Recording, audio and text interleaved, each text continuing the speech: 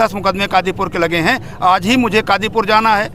तो ऐसे कैसे संभव है कि आज ही आपने मुझे बताया कि आप जाइए, आज आपका मुकदमा कादीपुर में देखा जाएगा? ये तानाशाही है सरकार की, हाई कोर्ट की। हम इसके विरुद्ध लड़ाई लड़ रहे हैं और आगे भी जैसा हमारा बार निर्देश देगा उस अनुसार व्यवस्था बना करके लड़ाई भविष्य में भी जारी है।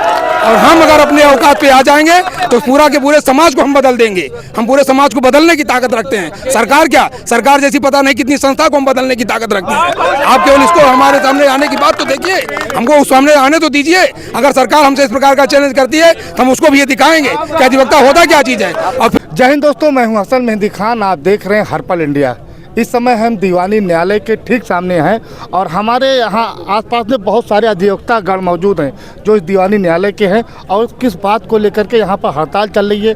यहाँ पर सभी बैठे हुए हैं अधिवक्ता, अध्यक्ष जी हैं, उपाध्यक्ष जी हैं, सचिव जी हैं, बहुत सारे सम्मानित अधिवक्ता यहाँ पर मौजूद हैं। और सबसे आज जानना चाहेंगे, सबसे पहले जो हमारे अध्यक्ष जी उनसे जानना चाहेंगे कि आज आप लोग यहाँ पर धरने प्रदर्शन से बैठे हुए हैं। आज 3 दिन से आप लोगों की हड़ताल चल रही है, किस बात को लेकर के हड़ताल चल रही है, क्या रीज़न है, क्या मामला है? तो आइए सबसे पहले हम चलते हैं, जो बार एसोसिएशन के अध्यक्ष जी हैं उनसे हम बात करेंगे और जानना चाहेंगे। अध्यक्ष जी नमस्कार। सबसे पहले हम जानना चाहेंगे कि आप लोगों का ये धरना प्रदर्शन क्यों चल रहा है? देखिए, दीवानी न्यायालय की एक आउटलाइन कोर्ट है कादीपुर जी सर, वो 2001 से चल रही है और अनवरत चलती रही, कोई दिक्कत नहीं थी। वहाँ पर ऐसी कोई सुविधा नहीं थी कि वहाँ पे और कोर्ट चलाई जा सकती, लेकिन अधिवक्ताओं के विकेंद्रीकरण करने की जो एक मंशा, कुत्सित मंशा सरकार की है, शासन सत्ता की है, उसी को कार्य रूप देने के लिए धोखे से बगैर सिविल कोर्ट के बार एसोसिएशन सुल्तानपुर को विश्वास में लिए मुख्य न्यायाधीश महोदय ने भेज दिया एक आदेश कि अखंड नगर और कादीपुर की दो थानों की सारी कार्रवाई जो है अब कादीपुर आउटलाइन कोर्ट में देखी जाएगी, जिससे भ्रष्टाचार को बेहद बढ़ावा मिलता है। तहसील बना दिया है। आप देखें तो जो नोटिफिकेशन में रिक्वायरमेंट थी वो भी पूरी नहीं होती है। इसके बावजूद भी आप देखें कि कम से कम 2500 अधिवक्ता प्रभावित हैं उस आदेश से, लेकिन अधिवक्ताओं को भरोसे में नहीं लिया गया। इसका चोरी चोरी से किया गया कि अधिवक्ता जान जाएंगे, आंदोलन करेंगे और हमको पीछे हटना पड़ेगा। और अधिवक्ताओं को लड़ाने का कार्य किया जा रहा है। कादीपुर के अधिवक्ता अगर अलग आंदोलित हों, सुल्तानपुर के अधिवक्ता अलग आंदोलित हों और वो भ्रष्टाचार करके पैसा कमाएं। जैसे थाने बिकते हैं वैसे आउटलाइन कोर्ट बिकने लगे। भविष्य में आप देखेंगे तो अगर इस तरीके से कार्रवाई वो करते रहे तो बहुत ज़्यादा समस्या आएगी, भ्रष्टाचार बढ़ेगा और हमारे बातकारियों को न्याय नहीं मिल पाएगा। इसलिए हम लोगों ने यह निर्णय लिया कि हम पहले एजे महोदय से मुलाकात करेंगे। हमारी एक डेलीगेशन एजे महोदय के पास लखनऊ गई, उन्होंने साफ इनकार कर दिया कि चूंकि नोटिफिकेशन हो गया है इसलिए अब हमारे हाथ में प्रशासनिक स्तर पर कुछ करना शेष नहीं है। सर, हम ये जानना चाहेंगे कि जब कोई भी अदालत एक जगह से दूसरी जगह शिफ्ट की जाती है तो क्या जो बार एसोसिएशन होता है या अध्यक्ष होता है, क्या उसको उसमें इंक्लूड नहीं किया जाता, उससे राय मशवरा नहीं किया जाता? मशवरा किया जाना चाहिए। हमें आज अपने बातकारी का मुकदमा देखने के लिए कादीपुर जाना है और आज ही आप हमको बता रहे हो, तो ये तो आप देखें तो नेचुरल जस्टिस के भी खिलाफ है। आज मैं किस साधन से कादीपुर जाऊं? अगर मेरे पास 2 मुकदमे आज लगे हैं, 10 मुकदमे कादीपुर के लगे हैं, आज ही मुझे कादीपुर जाना है, तो ऐसे कैसे संभव है कि आज ही आपने मुझे बताया कि आप जाइए, आज आपका मुकदमा कादीपुर में देखा जाएगा? ये तानाशाही है सरकार की, हाई कोर्ट की। हम इसके विरुद्ध लड़ाई लड़ रहे हैं और आगे भी जैसा हमारा बार निर्देश देगा उस अनुसार व्यवस्था बना करके लड़ाई भविष्य में भी जारी। अगर सरकार आपकी बातों को नहीं मानती, आपकी मांगों को नहीं मानती, तब आप क्या करेंगे? इस सवाल का जवाब मैं इस तरीके से नहीं दे सकता, क्योंकि हम जो भी निर्णय लेते हैं जनरल बॉडी में लेते हैं। कल जनरल बॉडी की मीटिंग है, आगे जो निर्देश जनरल बॉडी हमें देगी उस तरह से लड़ाई को हम आगे अंजाम देंगे। बहुत बहुत शुक्रिया सर आपका। आइए सचिव जी आपसे हम बात करना चाहेंगे।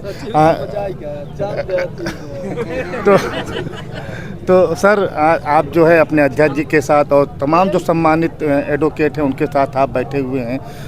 आपको क्या दिक्कत है? अगर मान लीजिए वहाँ चली गई है कोर्ट, ठीक है, आपको वक्त नहीं दिया, गवर्नमेंट ने टाइम नहीं दिया आपको, लेकिन अगर चली गई तो हो सकता है यहाँ कुछ आप लोगों को सुविधाएं में जो आसानी हो गई होंगी, तो आप लोग क्यों इस बात को नहीं मानने तैयार? देखिए, आप लोग सबसे पहले तो ये जान लें कि हमारे संविधान की मंशा है कि न्याय सिर्फ होना नहीं चाहिए, बल्कि न्याय को होता हुआ दिखाई देना चाहिए। और आप अच्छी तरह से जान रहे हैं कि जब आप गांव-गांव में जाकर के एक न्यायाधीश बैठा देंगे तो 110% ये निश्चित तौर पर जान लीजिए कि न्याय होगा नहीं। फिर जैसा कि जस्टिस कृष्णा अय्यर ने एक बार कहा था कि यहाँ न्याय मिलता नहीं बल्कि न्याय बिकता है, न्याय खरीदा जाता है। तो वह प्रक्रिया निश्चित तौर पर अब अमल में लाई जाएगी। जब हर गांव में आप एक न्यायालय रखेंगे, उनके ऊपर किसी प्रकार का कोई वो नहीं होगा, अनुशासन नहीं होगा, निश्चित तौर पर भ्रष्टाचार को बढ़ावा मिलेगा। और 110% जान लीजिए कि बढ़ावा के खिलाफ हम अधिवक्ता समुदाय हमेशा से रहे हैं। निश्चित तौर पर भ्रष्टाचार का विरोध हमने किया है, हम हमेशा करते रहेंगे। हमारे माननीय अध्यक्ष जी इस मामले में हम लोगों के साथ पूरी तरह से लगे हुए हैं और जैसा हमारा पूरा समुदाय चाहेगा हम उसी के अनुसार पूरा कार्य करते रहेंगे। जब तक ये नोटिफिकेशन वापस नहीं हो जाएगा, जब तक हम अधिवक्ताओं का सम्मान नहीं रखेंगे वो, तब तक हम इनके खिलाफ अपना संघर्ष जारी रखेंगे।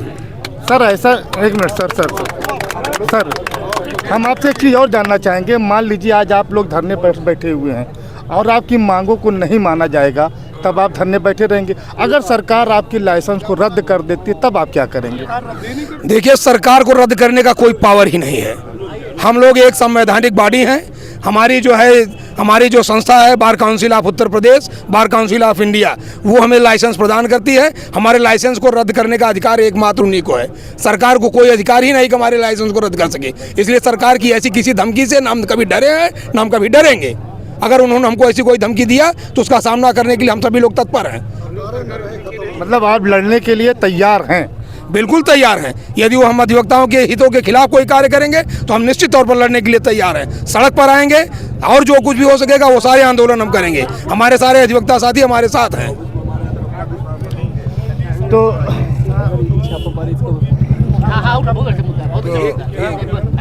और एक चीज़ आप लोगों के माध्यम से मैं ये भी बता देना चाहता हूँ कि अभी 2024 का चुनाव आने वाला है।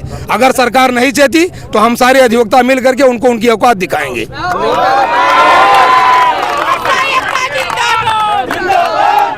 आप अधिवक्ता हैं, आप अधिवक्ता हैं, आपकी जो संख्या होगी एक लिमिट के अंदर होगी।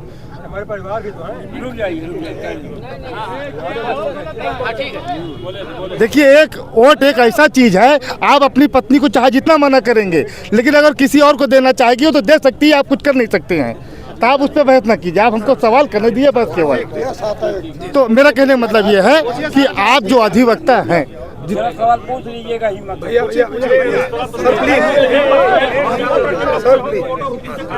सर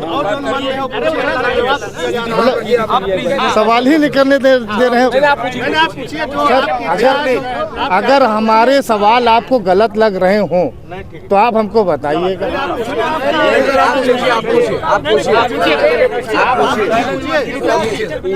मेरा कहने का मतलब ये है कि आप अधिवक्ता गण जितने हैं, एक लिमिट संख्या है।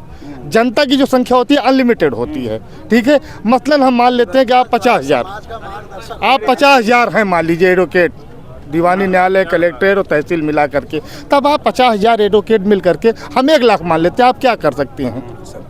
सबसे पहली बात तो मैं आपकी जानकारी के लिए ये बता दूं कि हम 50,000 नहीं, हमारी संख्या पूरे प्रदेश में 3 लाख से भी ऊपर है। और दूसरी चीज़ ये जान लीजिए कि हमारा एक अधिवक्ता डबल ग्रेजुएट है, प्रबुद्ध वर्ग है, पूरे समाज को दशा और दिशा दिखाने के योग्य है। और हम अगर अपने औकात पे आ जाएंगे तो पूरे समाज को हम बदल देंगे। हम पूरे समाज को बदलने की ताकत रखते हैं। सरकार जैसी पता नहीं कितनी संस्था को हम बदलने की ताकत रखते हैं। आप केवल इसको हमारे सामने आने की बात तो देखिए, हमको उस सामने आने तो दीजिए। अगर सरकार हमसे इस प्रकार का चैलेंज करती है तो हम उसको भी ये दिखाएंगे कि अधिवक्ता होता क्या चीज़ है। और फिर रही बात 2.5 लाख की, 2.5 लाख और 3 लाख की तो बात ही छोड़ दीजिए। हमारा एक अधिवक्ता इस योग्य है कि अगर वो चाहेगा तो पता नहीं कितनी सरकार बदल देगा। आप जानते हैं कि हमारा अधिवक्ता तो वो समुदाय है जिसने हमारे देश को आजाद करा दिया है। हमारा अधिवक्ता तो वो है जिसने राष्ट्रपति को बनाया है, जिसने प्रधानमंत्री को बनाया है, और जब उसने ये चाहा है, उसकी गरिमा के विपरीत कोई कार्य किया हुआ है, उसके सम्मान के विपरीत कोई कार्य हुआ है, तो उसने तत्काल वहीं पर सरकार को, राष्ट्रपति को, प्रधानमंत्री को, सबको उनकी दिशा दिखा दी है। और निश्चित तौर पर भविष्य में भी ऐसा ही होगा। अगर अधिवक्ताओं का सम्मान नहीं होगा, अधिवक्ताओं की गरिमा का मान नहीं रखा जाएगा, तो निश्चित तौर पर एक बार पुनः हम इस सरकार को दिखाएंगे कि अधिवक्ता होता क्या है। सर एक आखिरी सवाल, चूँकि अधिवक्तागण हमसे पता नहीं क्यों नाराज हो जा रहे हैं, तो